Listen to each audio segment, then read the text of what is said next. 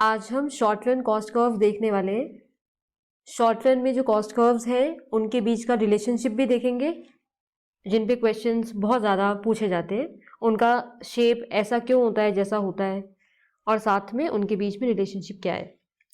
तो सबसे पहला रिलेशनशिप जो हम देखेंगे वो हम देखेंगे TVC, TFC and TC, total fixed cost, total variable cost और टोटल कॉस्ट, यानी कुल स्थिर लागत, कुल परिवर्ती लागत और कुल लागत। तो हम देखते हैं शॉर्ट रन में क्या होता है कि कॉस्ट दो तरीके की होती हैं, क्योंकि इनपुट्स भी दो तरीके के कंसिडर किए जाते हैं। तो अगर इनपुट दो है, एक तो फिक्स्ड है और दूसरा वेरिएबल है, तो फिक्स्ड इनपुट को खरीदने के लिए जो खर्चा किया गया वो फिक्स्ड कॉस्ट है, और वेरिएबल इनपुट को खरीदने के लिए जो खर्चा किया गया वो वेरिएबल कॉस्ट है। इन दोनों को मिला के बन जाता है टोटल कॉस्ट। अब इनका कैसा डायग्राम बनता है, क्या शेप होता है इनके कर्व का, उसको देखते हैं। तो हम देखेंगे सबसे पहले टोटल फिक्स्ड कॉस्ट। नाम से ही क्लियर है, फिक्स्ड है, स्थिर है। तो ये ऐसा कॉस्ट है जो थ्रू आउट स्थिर रहने वाला है, थ्रू आउट फिक्स्ड रहने वाला है। चाहे आप आउटपुट जीरो क्यों ना रखो, चाहे आप प्रोडक्शन जीरो रखो, चाहे आप प्रोडक्शन बढ़ा के कुछ भी कर दो, इस जीरो से किसी भी हद तक आगे बढ़ जाओ, या कितना भी कम करो या कितना भी ज़्यादा करो, इस पे कोई फर्क नहीं पड़ रहा। इसी वजह से हमारा टोटल फिक्स्ड कॉस्ट कर्व जो होता है वो एक्स एक्सिस के पैरेलल बनाया जाता है, क्योंकि इसका आउटपुट से कोई लेना देना नहीं है, प्रोडक्शन से कोई लेना देना नहीं है। अगर आप जीरो प्रोडक्शन करोगे तभी भी ये उतने का उतना ही रहेगा। तो इस वजह से ये ऐसा शेप का है। दूसरी चीज़ है total variable cost. Total variable cost वो कॉस्ट है जो आप वेरिएबल इनपुट्स पे लगाओगे, क्योंकि शॉर्ट रन के अंदर इनपुट्स दो तरीके के हैं। एक तो वो वाले जिसको आप बदल सकते हो, बढ़ा घटा सकते हो, और दूसरे वो वाले जिसको आप बढ़ा घटा नहीं सकते। तो अब जो टोटल वेरिएबल कॉस्ट है इसका क्या है, ये जब उत्पादन आप जीरो करोगे तो ये भी जीरो है। तो टोटल वेरिएबल कॉस्ट ओरिजिन से शुरू होता है, क्योंकि जब आप उत्पादन नहीं कर रहे हो उस टाइम पे ये जीरो है। अब इसका मतलब क्या हुआ, जब कोई फर्म उत्पादन करेगा तो उत्पादन करने के लिए बिल्डिंग चाहिए उसको, इसके अलावा मशीनरी चाहिए, ये सब तो फिक्स्ड हो गया।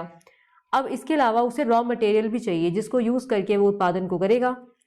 तो इस केस में जो वेरिएबल कॉस्ट है, तो ये सारी चीज़ें वेरिएबल हैं, ये वाले इनपुट्स वेरिएबल हैं, जो रॉ मटेरियल वगैरह वो यूज़ करने वाला है। तो अब क्या हो रहा है, ये वेरिएबल कॉस्ट का एग्जाम्पल है रॉ मटेरियल। अब जब आप उत्पादन जीरो करोगे तो ऐसे स्टेज में ये कॉस्ट कुछ भी नहीं है। आपने सोचा आपको उत्पादन नहीं करना है तो वेरिएबल कॉस्ट भी जीरो है, कोई रॉ मटेरियल नहीं चाहिए। जैसे जैसे उत्पादन बढ़ता जाएगा इसकी नीड भी वेरिएबल इनपुट्स की नीड बढ़ती जाएगी, जैसे जैसे वेरिएबल इनपुट्स की नीड बढ़ेगी उसका कॉस्ट भी बढ़ता जाएगा, तो ये बढ़ता चला जाएगा। अब ये जो कर्व होता है ये इन्वर्टेड एस शेप का है। अब इसके पीछे क्या रीज़न है, तो इसके पीछे रीज़न है लॉ ऑफ वेरिएबल प्रोपोर्शन का अप्लाई होना। हमने सीखा है कि अल्पकाल में शॉर्ट रन में law of variable proportion apply होता है, जहाँ पे स्टार्टिंग स्टेज में जो हमारा प्रोडक्शन है वो बढ़ती दर से बढ़ता है, इंक्रीजिंग रेट पे बढ़ता है, उसके बाद वो डिक्रीजिंग रेट पे बढ़ता है। पहले इंक्रीजिंग रेट पे बढ़ेगा, फिर डिक्रीजिंग रेट पे बढ़ेगा, फिर अपने मैक्सिमम पॉइंट को अचीव करेगा, उसके बाद घटने लगेगा। इस तरह से हमारा टोटल प्रोडक्शन कर्व होता है। उसका रीज़न है लॉ ऑफ वेरिएबल प्रोपोर्शन का अप्लाई होना, उसी वजह से ये इन्वर्टेड एस शेप का है। अब यहाँ पे क्या हो रहा है, स्टार्टिंग में जब आप प्रोडक्शन बढ़ा रहे हो, उत्पादन बढ़ा रहे हो, तो टोटल कॉस्ट जो होता है वो डिमिनिशिंग रेट पे बढ़ता है, घटती दर पे बढ़ता है। एक स्टेज ऐसा आएगा जिसके बाद वो बढ़ती दर से बढ़ना शुरू हो जाएगा और बढ़ता ही चला जाएगा। सेम सिचुएशन है टोटल कॉस्ट का भी, कि टोटल कॉस्ट भी इन्वर्स एस शेप का होता है, और इसके पीछे रीज़न भी सिमिलर है।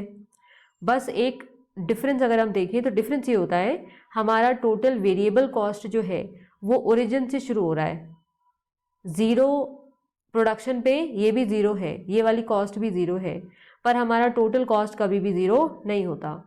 टोटल कॉस्ट कभी भी ज़ीरो नहीं होता, इसका रीज़न है टोटल फिक्स्ड कॉस्ट कभी भी ज़ीरो नहीं होता, वो कुछ ना कुछ तो रहेगा, चाहे आप उत्पादन ज़ीरो ही क्यों ना करो। तो इस वजह से हमारा टोटल कॉस्ट कर्व कभी भी ओरिजिन से शुरू नहीं होता, वो देखो यहाँ से शुरू हो रहा है, क्योंकि ये कॉस्ट फिक्स्ड कॉस्ट है। तो अगर आप उत्पादन ज़ीरो करोगे तो उत्पादन ज़ीरो करने के केस में जितना टोटल फिक्स्ड कॉस्ट होगा उतना ही टोटल कॉस्ट होगा। और अगर हम एक चीज़ और देखें तो ये दोनों जो कर्व हैं, टोटल कॉस्ट वाला और टोटल वेरिएबल कॉस्ट वाला, ये दोनों कर्व्स सिमिलर शेप के हैं और दोनों पैरेलल हैं। तो कोई भी दो लाइंस अगर पैरेलल हों, दो कर्व्स पैरेलल हों, तो इसका मतलब है उनके बीच का स्पेस सेम है। अब इसके बीच का स्पेस सेम है, तो ये स्पेस है क्या? ये स्पेस TFC को शो करता है, जो सेम रहेगा थ्रू आउट। इस वजह से ये दोनों कर्व्स पैरेलल हैं। इस पे भी क्वेश्चन पूछा जाता है, TC और TVC के पैरेलल होने का क्या रीज़न है? तो इसके पैरेलल होने का रीज़न है इन दोनों कर्व्स के बीच का जो स्पेस है वो TFC को रिप्रेजेंट करता है।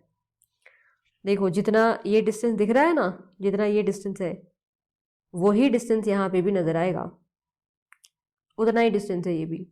तो ये एक्चुअली TFC को शो कर रहा है। अब ऐसा क्यों है? तो TC जो होता है, TC TVC प्लस TFC होता है। हमारा total cost TVC plus TFC होता है शॉर्ट रन के अंदर। इस वजह से इन दोनों की शेप तो सेम है, शेप सेम है, पर TC जो कर्व है वो TVC से ऊपर है, TVC से ऊपर है और साथ में उसके पैरेलल है। TVC से ऊपर होने का रीज़न टोटल फिक्स्ड कॉस्ट का ऐड होते रहना है, और पैरेलल होने का रीज़न कि हमारा TFC बदल नहीं रहा, सेम ही रह रहा है, तो इस वजह से ये पैरेलल है। तो ये दोनों चीज़ें हमको याद रखनी है। अब नेक्स्ट कर्व है जो बहुत ही इंपॉर्टेंट कर्व है, ये भी, ये AFC है, यानी एवरेज फिक्स्ड कॉस्ट, औसत स्थिर लागत। जो AFC है उसका जो शेप हमें दिख रहा है, जिस शेप का ये है, उस शेप को हम कहते हैं रेक्टेंगुलर हाइपरबोला। इस शेप का नाम है रेक्टेंगुलर हाइपरबोला।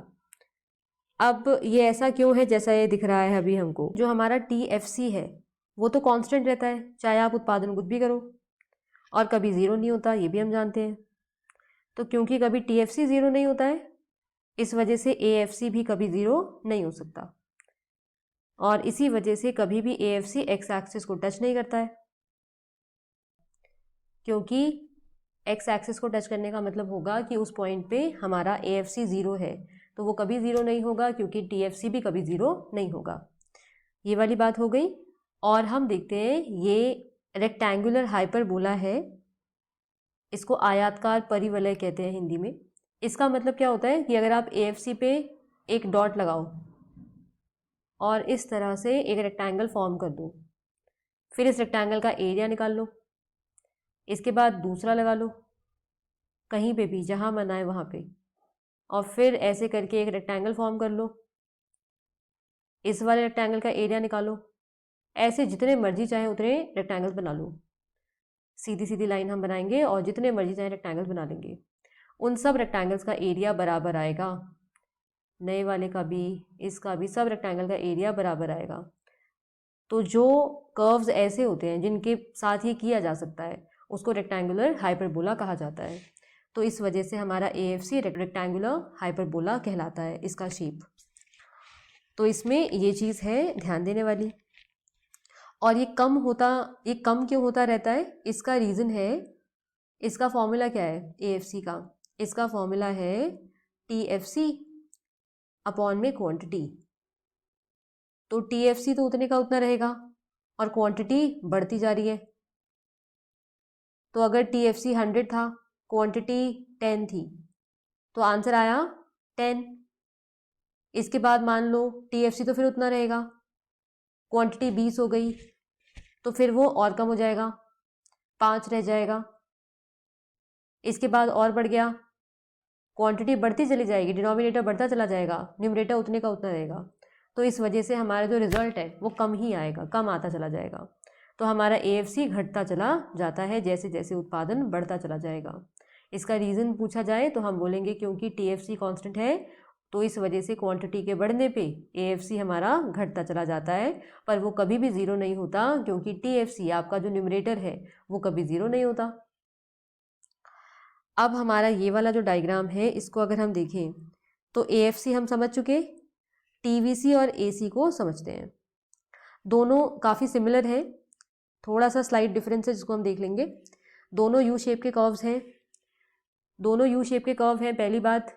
दूसरी बात, जो हमारा AC है एवरेज कॉस्ट है, और जो हमारा एवरेज वेरिएबल कॉस्ट है, तो AC हमेशा ABC के ऊपर होता है। हमारा जो एवरेज कॉस्ट कर्व है वो हमेशा ABC कर्व के ऊपर होता है। इसका रीज़न है AC के अंदर ABC के साथ साथ AFC भी होता है, तो इसमें कुछ ऐड हो रहा है, कुछ एक्स्ट्रा, तो इस वजह से ये हमेशा ज़्यादा रहेगा। दूसरी बात है, स्टार्टिंग में क्योंकि दोनों कर्व्स का शेप U है, तो स्टार्टिंग में घट रहे होते हैं। जैसे आप उत्पादन बढ़ाओगे, स्टार्टिंग में एवरेज वेरिएबल कॉस्ट घट रहा है, फिर वो अपने मिनिमम पॉइंट पे आ गया, इसके बाद वो बढ़ना शुरू हो गया, तो यू शेप का मतलब ये होता है। उसी तरह से AC भी पहले घटेगा, जैसे जैसे उत्पादन बढ़ेगा घटेगा, इसके बाद वो अपने मिनिमम पॉइंट पे आ जाएगा, उसके बाद वो बढ़ना शुरू हो जाएगा। तो यू शेप का मतलब ये होगा, स्टार्टिंग में कोई चीज़ घटेगी, अपने मिनिमम पॉइंट पे आएगी, फिर बढ़ना शुरू हो जाएगी। तो दोनों कर्व्स इसी तरीके के हैं। पर एक चीज़ इसमें इंपॉर्टेंट है, वो ये है कि जो AVC है उसका मिनिमम पॉइंट AC के मिनिमम पॉइंट से पहले आता है। हम देख सकते हैं AVC का मिनिमम पॉइंट B है, AC का मिनिमम पॉइंट A है, तो AVC का मिनिमम पॉइंट AC के मिनिमम पॉइंट से पहले आता है।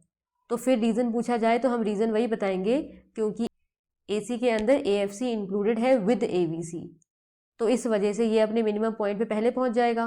पर उसमें क्योंकि AFC ऐड होगा तो उसको टाइम लगेगा अपने मिनिमम पॉइंट पे पहुंचने में, तो ये चीज़ है। इसके अलावा एक चीज़ और इम्पॉर्टेंट है इन दोनों में, अगर हम ध्यान दें कि हमारा जो AC और AVC कर्व है ये पैरेलल नहीं है, इसके बीच में डिस्टेंस अलग अलग हो रहा है।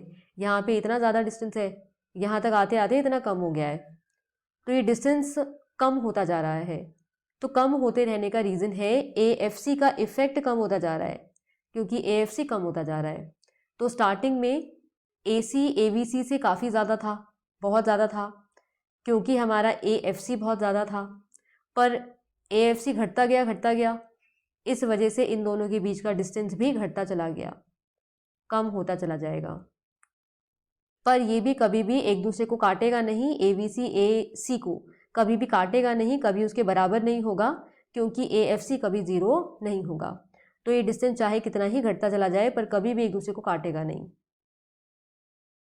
अब हम देखेंगे ये डायग्राम, ये भी बहुत इंपॉर्टेंट डायग्राम है। पहले हमने वो रिलेशन देख लिया AVC का AC का, तो हमने बोला दोनों यू शेप के हैं। फिर हमने बोला उत्पादन जैसे जैसे बढ़ता है AC AVC दोनों ही घट रहा है, देख सकते हैं हम। AVC हमेशा AC के नीचे होता है, इसका रीज़न हमने देखा क्योंकि AC के अंदर AFC इंक्लूडेड है, ये भी हमने देखा। फिर हमने बोला जो AVC है उसका मिनिमम पॉइंट AC के मिनिमम पॉइंट से पहले आता है, तो इसका रीज़न हमने बोला कि क्योंकि AC के अंदर AFC इंक्लूडेड होता है, तो इस वजह से उसका मिनिमम पॉइंट बाद में आता है। क्योंकि AFC इंक्लूड होता रहता है तो वो उसके मिनिमम पॉइंट AVC के बाद ही आएगा। ये हो गया। अब एक तीसरा कर्व यहाँ पे और इंट्रोड्यूस हो रहा है, वो हमारा है MC, सीमांत लागत वाला।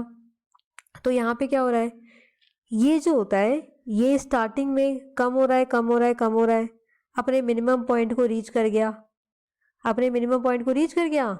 उसके बाद ये AVC को उसके मिनिमम पॉइंट पे और AC को भी उसके मिनिमम पॉइंट पे काटेगा।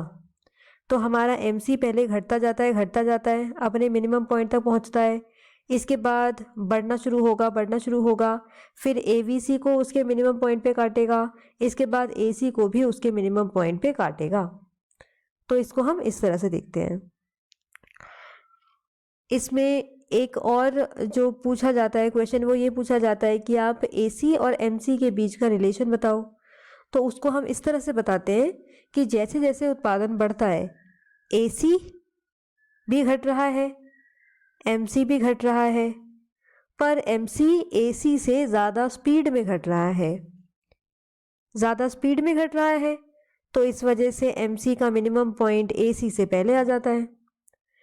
जब MC का मिनिमम पॉइंट पहुंच गया, उसके बाद MC बढ़ना शुरू हो जाएगा, बढ़ना शुरू हो जाएगा, AC को उसके मिनिमम पॉइंट पे काटेगा।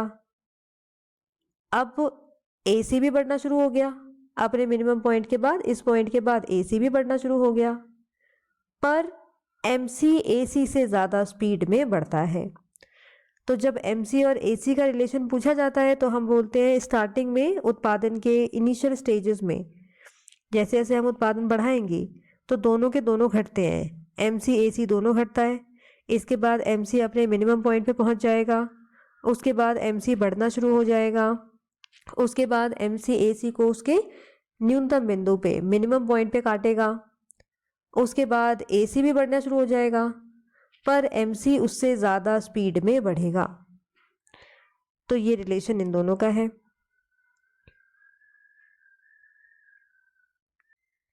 अब MC का मतलब क्या होता है वो अगर हम बोलें तो सीमांत लागत का मतलब होता है उत्पादन की एक एक्स्ट्रा यूनिट बढ़ाने के लिए। अगर आप पहले 10 यूनिट का उत्पादन कर रहे थे, अब आप 11 करना चाह रहे हो, तो उत्पादन की एक एक्स्ट्रा यूनिट को बढ़ाने के लिए कितना कॉस्ट में, कितना लागत में बदलाव आया।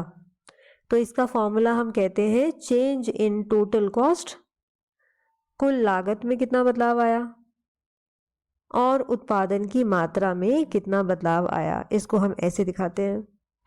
तो हम कहते हैं उत्पादन की एक यूनिट को बढ़ाने के लिए कुल लागत में, टोटल कॉस्ट में आया हुआ चेंज सीमांत लागत या मार्जिनल कॉस्ट कहलाएगा। उस तरह से अगर हम देखें तो AC का क्या मतलब है, AC का मतलब औसत लागत या एवरेज कॉस्ट है। इसका फॉर्मूला क्या होगा, TC/Q।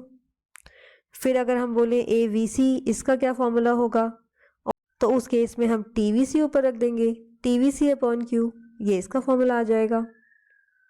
अगर हमें औसत परिवर्ती लागत निकालना है तो औसत परिवर्ती लागत टोटल वेरिएबल कॉस्ट को ऊपर रख दो, अपॉन में क्वांटिटी रख दो, तो इससे हमारा एवरेज वेरिएबल कॉस्ट आ जाएगा। तो ये इस तरह से सारी चीज़ें होती हैं। बस इतने ही कर्व्स होते हैं। तो ये सारे कर्व्स शॉर्ट रन वाले कर्व्स हैं।